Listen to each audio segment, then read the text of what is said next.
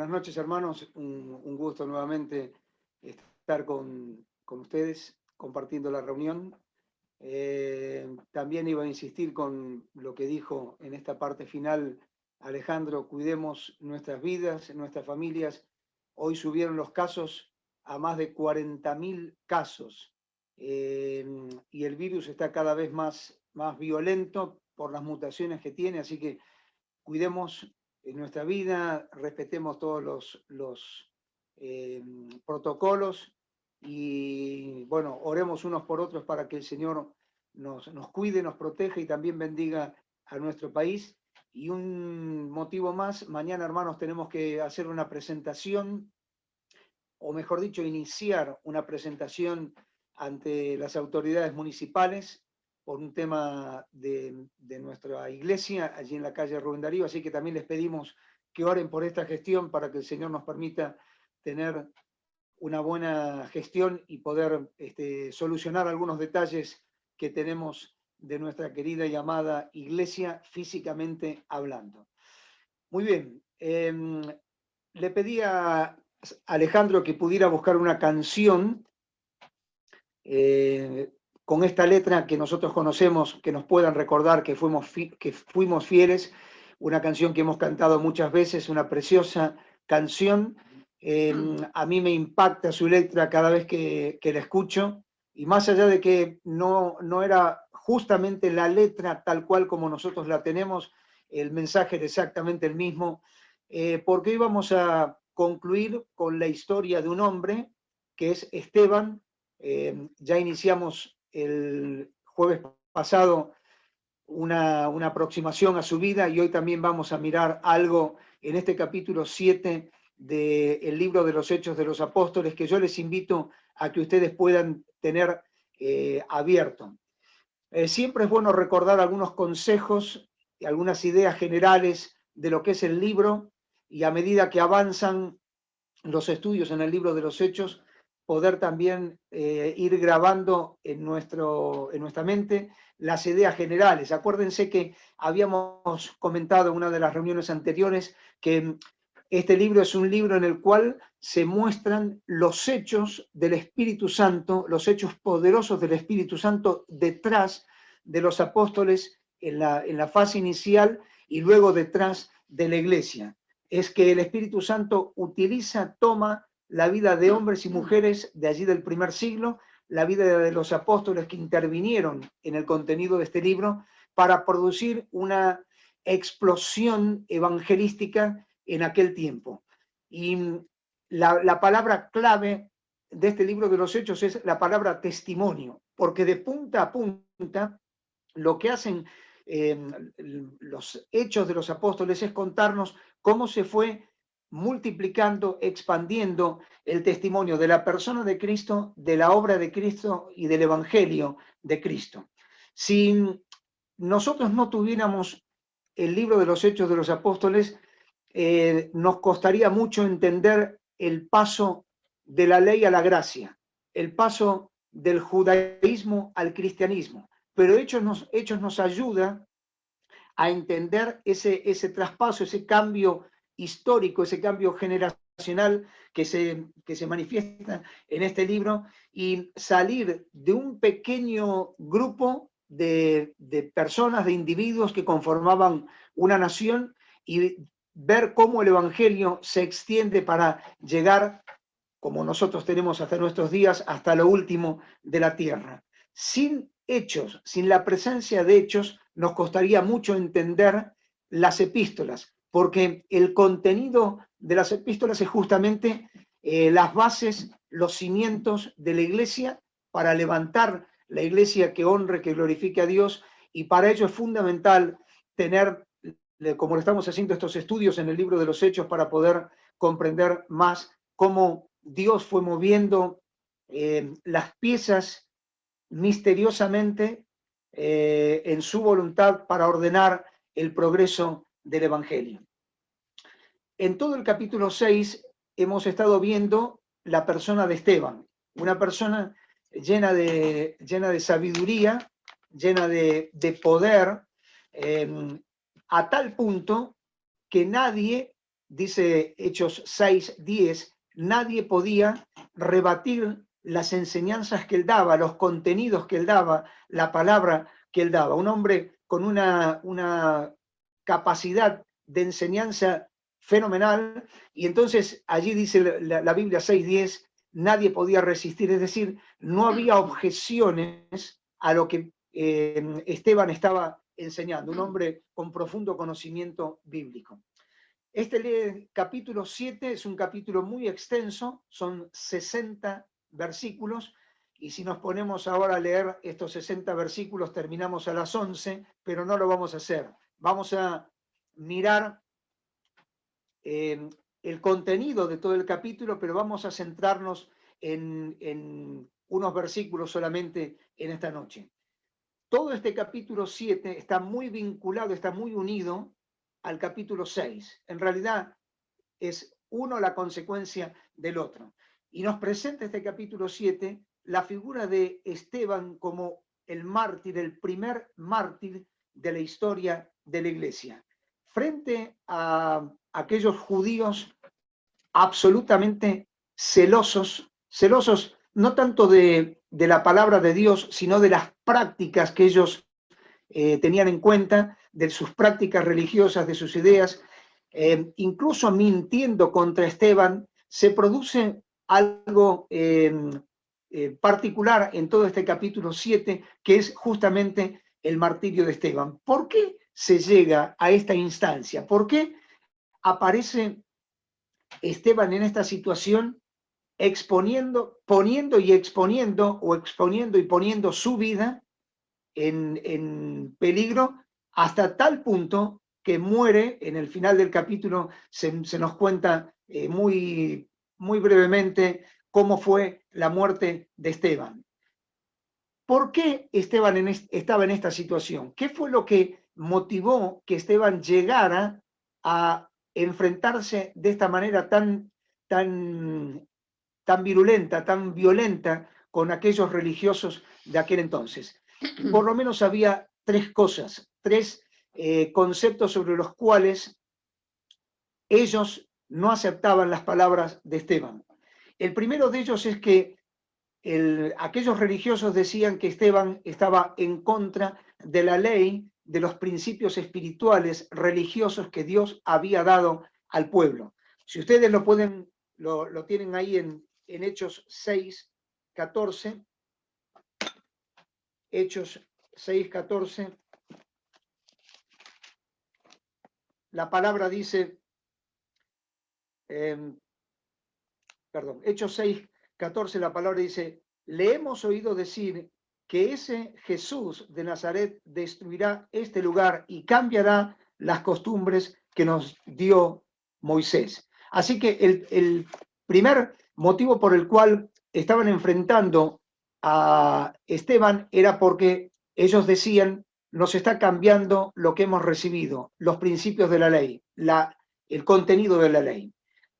Lo segundo que esta gente estaba discutiendo con Esteban y estaba enfrentando a Esteban es que ellos decían, atestiguaban, según testigos, que Esteban estaba hablando contra Dios. Fíjense que en el capítulo 6, versículo 11, dice, entonces sobornaron a unos para que dijesen que le habían oído hablar palabras blasfemas contra Moisés y contra Dios. Así que estos hombres se habían movido muy rápidamente para frenar el progreso del Evangelio, el avance del Evangelio, y entonces en esta instancia sobornan a personas para que, según el relato bíblico, Esteban dejara de hablar palabras en contra de Dios. Y por último, en el capítulo 6 y en el versículo 13, volvemos allí porque dice la Escritura que le pusieron testigos falsos para que dejara de hablar blasfemias contra este lugar santo. Así que aquí están las tres ideas por las cuales Esteban estaba siendo perseguido y estaba siendo enfrentado a esta turba furiosa del Sanedrín y de los religiosos de aquel entonces. Primero, la ley; segundo, Dios; tercero, el templo. Estas eran las razones por las cuales aquellos hombres estaban atacando a Esteban. Y entonces ahora sí, aunque vamos a citar después la idea del capítulo 7, quiero llevarles a leer en la Biblia, capítulo 7, versículo número 51. Hechos 7:51 dice así la palabra de Dios. Está hablando Esteban y se está refiriendo, les está hablando a los miembros del Sanedrín y a aquellos que estaban allí, duros de cerviz e incircuncisos de corazón y de oídos. Vosotros resistís siempre al Espíritu Santo, como vuestros padres, así también vosotros. ¿A cuál de los profetas no persiguieron vuestros padres y mataron a los que anunciaron de antemano la venida del justo, de quien vosotros ahora habéis sido entregadores y matadores? Vosotros que recibisteis la ley por disposición de ángeles y no la guardasteis.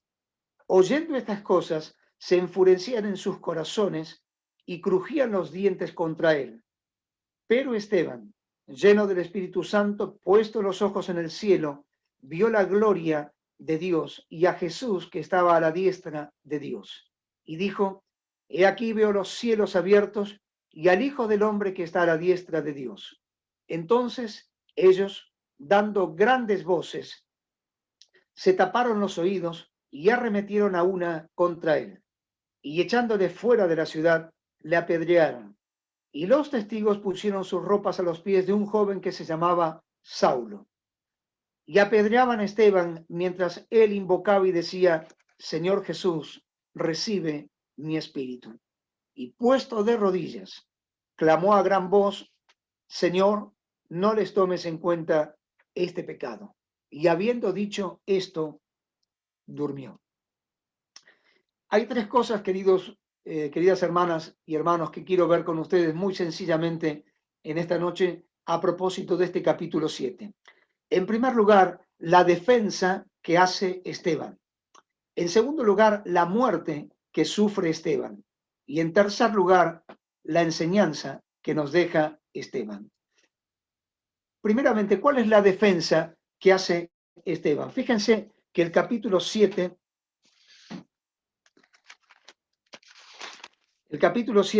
comienza mostrándonos cómo lo habían tomado el Sanedrín, aquellos religiosos, y el 7.1 dice que el sumo sacerdote dijo entonces, hablándole a Esteban, ¿es esto así? Es decir, todo lo que están diciendo, que estás hablando contra la ley, contra Dios, contra el templo, ¿es así esto que está pasando, que están diciendo? Y entonces allí Esteban en el versículo 2 comienza la defensa. Esta es la defensa que hace Esteban. Y él dijo, varones, hermanos y padres, oíd. Fíjense que se está identificando con su pueblo. Se está identificando y está respetando la historia de su pueblo, la posición de aquellos que estaban allí frente a él y la historia de los padres, no solamente aquellos que eran mayores de edad en él, sino la historia del pueblo de Israel. Y él entonces dice, a grandes rasgos, yo no blasfemé contra Dios, no blasfemé contra la idea espiritual, la religión del pueblo, no blasfemé contra Moisés, no blasfemé contra el templo. Y entonces comienza en este versículo 2 un largo recorrido por lo que sería la historia de Israel. Nosotros solamente lo vamos a citar, detallando todas y cada una de las escrituras que aquel pueblo conocía, entendía, sabía, había escuchado acerca de cómo había sido el proceder de Dios en el pueblo. Y entonces él les va a decir, ustedes se rigen por las normas y todos los principios externos de la religión. Dios no está buscando eso. Dios está buscando un corazón que se incline ante él. Y entonces comienza a detallar, y lo mencionamos, la historia de Israel. Empieza por el llamamiento de Abraham, luego sigue por la historia de José y de sus hermanos, los patriarcas, luego cuenta cómo surge en el devenir del tiempo Moisés, a quien Dios presenta como un libertador del pueblo, luego presenta el tabernáculo esa morada transitoria en la cual Dios se manifestaba al pueblo y el pueblo se acercaba también para tener relación con Dios. Menciona a los profetas, menciona a Josué, menciona a Salomón acerca del templo, pero concluye diciéndoles que todo este proceso histórico, todo este devenir del tiempo que ellos conocían perfectamente, no los había enternecido en su corazón, al contrario, los había endurecido y se habían vuelto más a la práctica que a los principios de la verdad.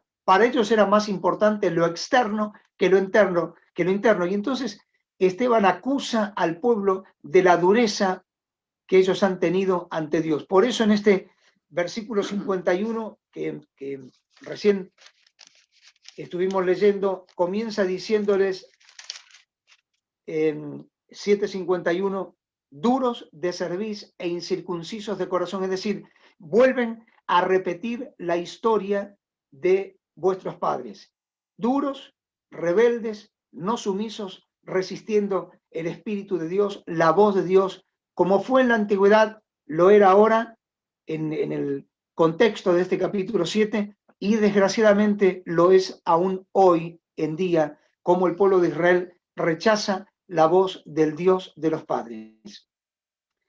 Y entonces dice que habiendo escuchado a Esteban contar toda la historia, todo el desarrollo de la historia del pueblo de Israel, dice que se enfurecieron, arremetieron contra él. La idea en el original es, fueron todos contra él.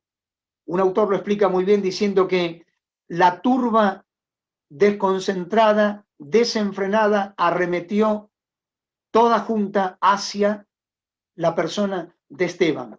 Y fíjense que hay un componente un poquito más importante que dice, rechinaban, lo que nosotros decimos rechinar los dientes, crujían los dientes. Es decir, ustedes saben que hay un problema que se llama bruxismo, que es cuando uno aprieta sus dientes, los frota uno contra el otro, está en permanente tensión la mandíbula, las mandíbulas, la de arriba y la de abajo. La idea es que acá no hay un problema, una patología de bruxismo en esta gente. Cuando nosotros nos enojamos o cuando hay algo que nos saca de quicios, generalmente solemos apretar los dientes en una manifestación de fastidio, de bronca, de enojo. Es como si uno se tensionara de una manera particular. Bueno, eso fue lo que pasó con esta turba desenfrenada. Apretaron sus dientes y arremetieron todos contra Esteban. ¿Por qué? Porque querían darle muerte. Segundo, después de esta defensa que hace Esteban de presentar la historia y de decir que él no había absolutamente nada desprestigiado la religión, ni la voz de Dios, ni la presencia del templo, ni la ley, absolutamente nada, llega este segundo punto, que es la muerte de Esteban.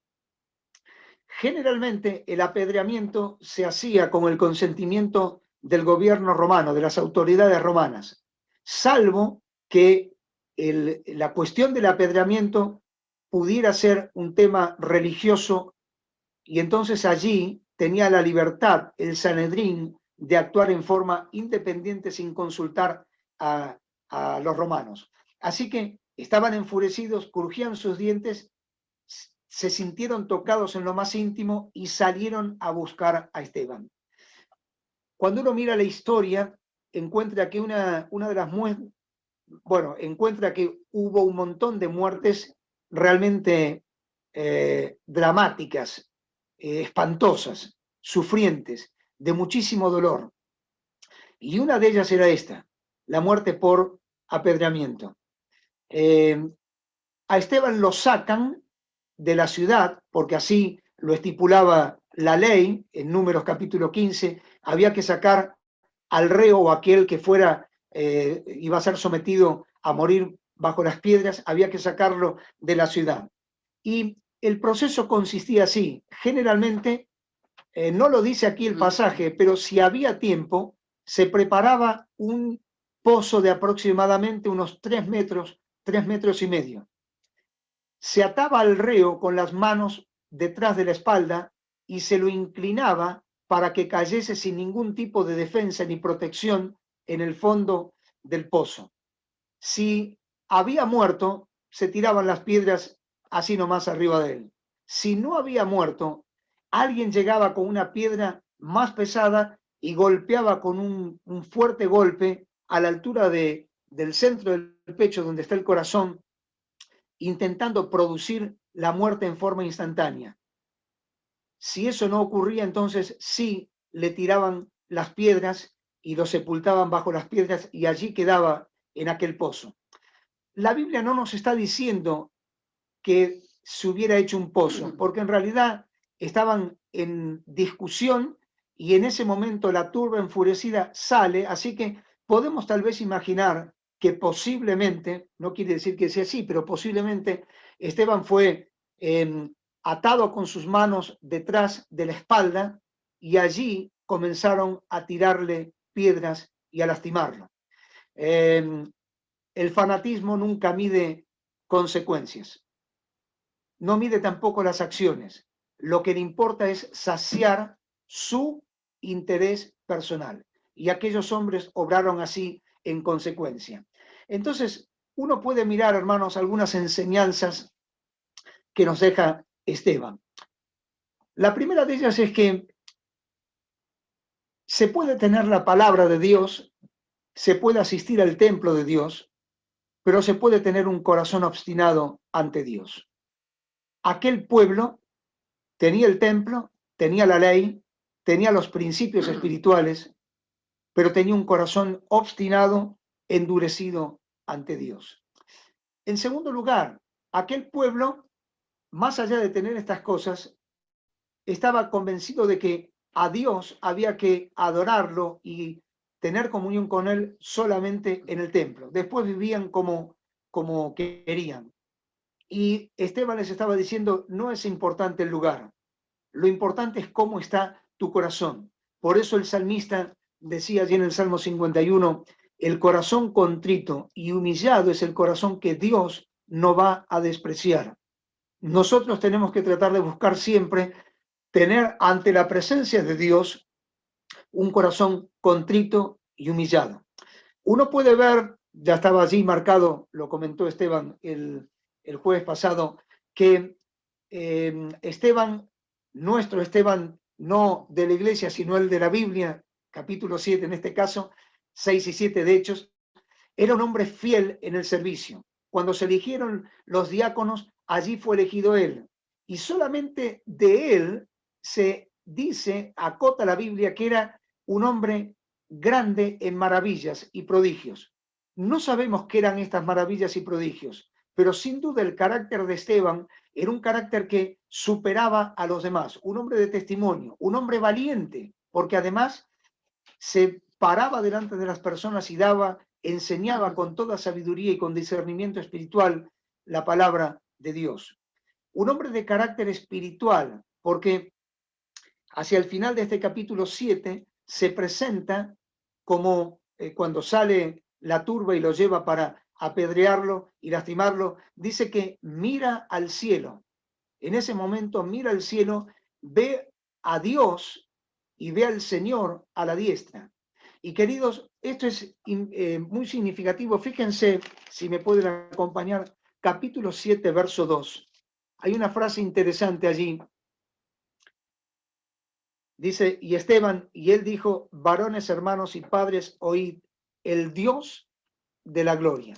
Y fíjense, en el versículo 55 del mismo capítulo 7 dice, pero Esteban, lleno del Espíritu Santo, puesto los ojos en el cielo, vio la gloria de Dios. Así que el capítulo comienza con Esteban hablando del Dios de la gloria y termina con Esteban viendo la gloria de Dios. Muchas veces no nos damos cuenta, pero el dolor, el sufrimiento, los golpes, las dificultades, inexorablemente nos hacen levantar nuestros ojos al cielo. A veces levantamos los ojos solamente para decir, ¿por qué, Señor? Y uno debería ir un poco más allá y aprender que el dolor, el sufrimiento, que era lo que estaba viviendo Esteban en ese momento, nos permite ver la gloria de Dios, nos permite ver al Señor, como lo expresa en la idea original, ver al Señor de pie, viendo lo que estaba sufriendo Esteban, identificándose con Esteban, porque él había sufrido en manos de hombres traidores, hombres que le habían dado las espaldas y que negaban permanentemente a Dios. Así el Señor también había sufrido, y Esteban comienza hablando del Dios de la gloria y termina viendo la gloria de Dios. Además, uno puede ver en Esteban un hombre no solamente de carácter espiritual, de testimonio, de fidelidad, sino también de un espíritu inmenso, un espíritu de perdón tremendo. Porque en esa situación, querido, si yo estuviera muriendo bajo las piedras de un grupo que me está lapidando, yo no sé si oraría como oró Esteban. Porque Esteban dice, Señor, no les tomes en cuenta este pecado. Esteban está manifestando un espíritu absolutamente perdonador. ¿Y qué ejemplo es esto para la práctica del perdón? Estaba siendo muerto, lastimado, herido por estos hombres violentos, enfurecidos, y sin embargo les dice, Señor, no les tomes en cuenta este pecado. Esto nos enseña, queridos, el valor de aprender a perdonar. Muchos creyentes dicen, bueno, yo no puedo perdonar porque yo no soy tan espiritual como vos o como el otro, como fulano, como sultano. No, queridos, no es una respuesta esa. Necesitamos aprender a perdonar con este espíritu de Esteban, quien en medio de una situación tan delicada levanta los ojos al cielo, pasa por alto la ofensa, la blasfemia, los insultos, los golpes, las piedras, el momento previo a su muerte, y dice, Señor, no les tomes en cuenta este pecado. Ahora uno se pregunta, ¿por qué Dios permite esto para Esteban? Yo no lo puedo explicar, queridos. Lo que uno puede explicar es que después de esto comienza una etapa sorprendente para la iglesia. Y alguien ha dicho, el Evangelio nunca sufre derrota cuando muere alguien que lo ha predicado. El Evangelio nunca sufre derrota cuando muere alguien que lo ha predicado. Y esto es lo que ha pasado con Esteban, porque la salida de Esteban permite el ingreso de Pablo en la historia de la iglesia. San Agustín decía, si Esteban no hubiera orado así, Pablo no hubiera entrado así. Porque fíjense que allí en los últimos versículos del capítulo 7, esta turba enfurecida que golpea a Esteban, que lastima y que mata a Esteban, dice que sacaron sus prendas porque una de las formas en las cuales moría la gente por lapidación para que los impactos fueran mayores y más certeros, le quitaban las ropas los testigos y las colocaban delante de aquellos que eran los responsables de tal linchamiento, de tal muerte por lapidación. Y entonces allí, dice los testigos, toman las ropas de Esteban y las colocan a los pies de un joven llamado Saulo. Así que si Esteban no hubiera orado así, Pablo, luego no hubiera ingresado en la historia de la iglesia. Hay una canción preciosa y estamos terminando que dice, vivir de acuerdo al Evangelio de Cristo es el comienzo de un cambio de verdad. Y vivir de acuerdo al Evangelio de Cristo fue el motivo que impulsó a los creyentes del primer siglo. Fue el motivo que movió a los cristianos del primer siglo. Fue el motivo que llevó a Esteban a predicar como lo hizo. Fue el motivo que llevó a Pablo a abrazar el Evangelio como lo hizo. Y es el motivo que debe mover a cada creyente todos los días en toda la historia de la humanidad. Vivir de acuerdo al Evangelio de Cristo. Esteban comenzó mostrándose, o la escritura relatando que él era un hombre lleno de fe y del Espíritu. Y muere, y se destaca allí que muere lleno del Espíritu. Y es importante porque toda la vida de Esteban entonces fue una vida de testimonio, de fidelidad, de compromiso con el Evangelio que había recibido. Lleno de fe, dice el capítulo 6. Y queridos, no hay otra forma de transitar la vida abrazados al Evangelio que no sea a través de esta llenura de fe. La fe sostuvo a los mártires frente a las piedras, a los hostigamientos, cuando morían decapitados, cuando morían en la hoguera, cuando estaban siendo perseguidos. Frente a la muerte, lo que ha sostenido al pueblo de Dios frente a las persecuciones ha sido la fe. Y esa expresión del capítulo 6, verso 5, Esteban lleno de fe, es lo que yo quiero dejar en esta noche con nosotros. Necesitamos fe. No hay otra forma de transitar la vida espiritual que no sea fe. Por eso la Biblia dice, sin fe es imposible agradar, seguir a Dios. Frente a las tentaciones necesitamos fe. Frente a los conflictos de la vida necesitamos fe. Frente a esta pandemia necesitamos fe. Frente al creciente secularismo que golpea la vida del cristiano, de los jóvenes cristianos, de manera cotidiana, necesitamos fe. Frente a los conceptos que agravian al Evangelio, que atacan al Evangelio, la iglesia de Dios, que atacan todo lo que es espiritual de este mundo, que surge de pensamientos, de palabras de hombres y mujeres corruptos de entendimiento, como lo dice Pablo allí en Romanos capítulo 2, necesitamos fe. La iglesia ha caminado, camina y caminará hasta que Dios lo permita, llena de fe. Sin fe es imposible agradar a Dios. Y alguien ha dicho, Dios, Jesucristo, busca mujeres y hombres con pasta de mártires, personas que tomen una decisión firme por el Evangelio y vivan de acuerdo a eso. Eso fue lo que pasó con Esteban. Esteban fue un hombre lleno de fe, conocía la Biblia, lleno de fe, testimoniaba de la Biblia, lleno de fe, no le importó ser fiel a la Biblia y manifestar con la entrega de su vida la fe que había abrazado. Por eso habló de la gloria de Dios, por eso vio la gloria de Dios, por eso vio al Señor de la gloria.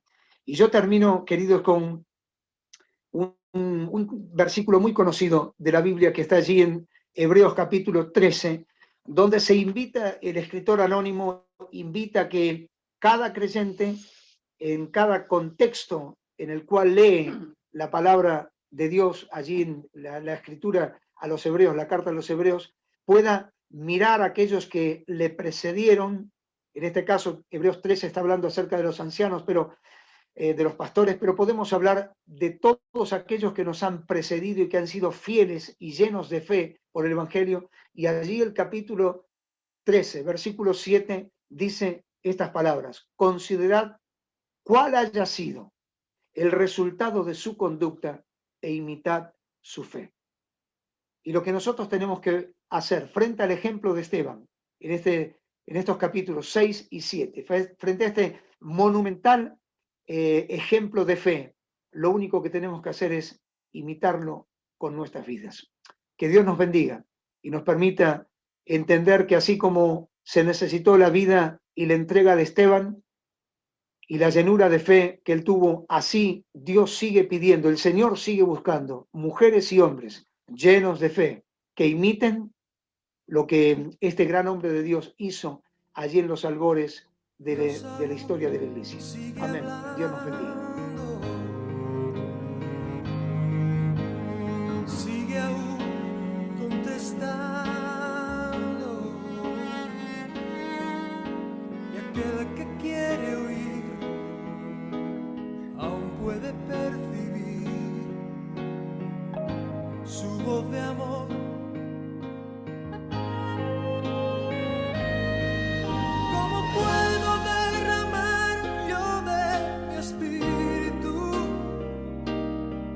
Si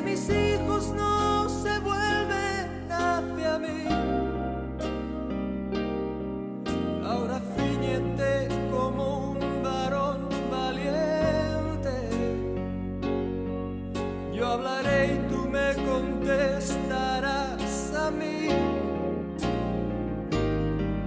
¿Dónde están aquellos hombres como Elías que dejaron todo por seguirme a mí? Que rompieron compromisos con el mundo solo por agradarme a mí. ¿Dónde están aquellos tres que en Babilonia prefirieron ser quemados a ceder? ¿Dónde está aquel Daniel que me adoraba? ¿Dónde está la santidad de aquel José? Oh, ¿dónde está ese niño que mató al gigante? ¿Dónde están los sucesores de Josué? ¿Dónde están esas mujeres entregadas como Esther?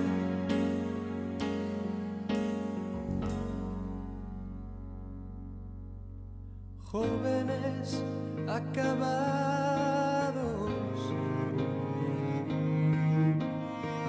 niños abandonados,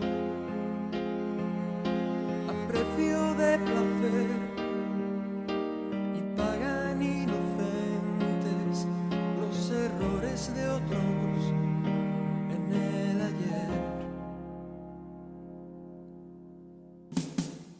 Si mi pueblo se volviese y me buscase, renovando así su entrega y su fe, si me amasen como aman sus caminos, si olvidasen los rencores del ayer, yo abriría de los cielos y la tierra hoy vería mi poder. Mientras tanto aún repito como antaño, buscadme, buscadme, buscadme y viviré.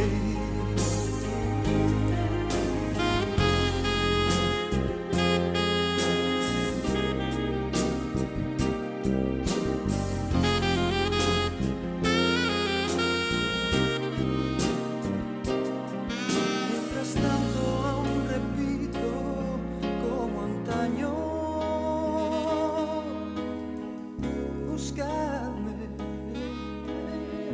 buscadme.